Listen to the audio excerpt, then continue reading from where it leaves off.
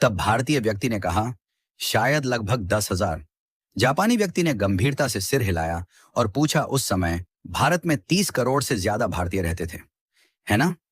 तो फिर तुम्हारे लोगों पर अत्याचार किसने किया? उन्हें कोड़े मारने, यातना देने और गोली मारने के आदेशों का पालन किसने किया था? फिर उसने जोर देकर पूछा कि जब जनरल डायर ने जलियांवाला बाग में गोली चलाने का आदेश दिया, तो ट्रिगर किसने दबाया था? क्या वे अंग्रेज सैनिक थे? नहीं, वे भारतीय थे। किसी ने भी जनरल डायर पर अपनी राइफल क्यों नहीं तानी? एक ने भी नहीं।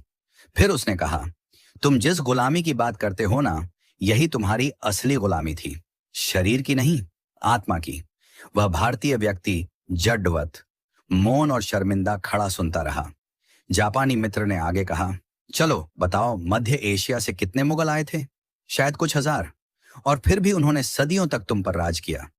मुगलों ने अपने संख्या बल से भारत में शासन नहीं किया, बल्कि तुम्हारे अपने लोगों ने सिर झुकाकर मुगलों को सलाम किया, अपने लोगों से द्रोह किया और मुगलों की वफादारी की, या तो जिंदा रहने के लिए या फिर चांदी के सिक्कों के लिए।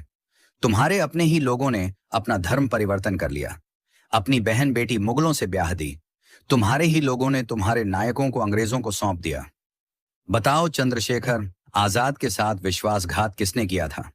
वे अल्फ्रेड पार्क में छुपे हैं। यह खबर अंग्रेजों को किसने दी थी? भगत सिंह को, उस समय के बड़े राजनेता जो अंग्रेजों से अपनी बातें मनवा सकते थे। उनकी अनुमति के बिना फांसी पर चढ़ाना आसान था क्या? जो कि खुद को देशभक्त कहते थे। तुम भारतीयों को विदेशी दुश्मनों की जरूरत नहीं है। तुम्हारे ही लोग सत्ता, पद और निजी लाभ के लिए बार बार तुम्हें धोखा देते हैं। इसीलिए हम भारतीयों से दूरी बनाकर रखते हैं। जब अंग्रेज हांगकांग और सिंगापुर आए थे, तो एक भी स्थानीय व्यक्ति उनकी सेना में शामिल नहीं हुआ। लेकिन भारत में तुम सिर्फ दुश्मनों की सेना में ही शामिल नहीं हुए, बल्कि तुमने उनकी सेवा की, उनकी पूजा की, उन्हें खुश करने के लिए अपने ही लोगों को मार डाला। यही नहीं, तुम भारतीय तो आज भी नहीं बदले हो। तुमने इतिहास से कोई सबक नहीं लिया है। आज भी थोड़ी सी मुफ्त की बिजली, एक बोतल शराब, एक कंबल दे दो और तुम्हारा वोट, तुम्हारा जमीर, तुम्हारी आवाज, सब बिना सोचे समझे तुम बेच देते हो। तुम्हारी वफादारी तुम्हारे देश के साथ नहीं, बल्कि तुम्हारे पेट के साथ है। तुम नारे लगाते हो, तुम विरोध प्रदर्शन करते हो, लेकिन जब देश को तुम्हारे बलिदान की जरूरत पड़ती है, तब तुम कहां होते हो? तुम्हारी पहली वफादारी अभी भी अपने घर, परिवार, पत्नी, बच्चों और धन संपत्ति के प्रति है।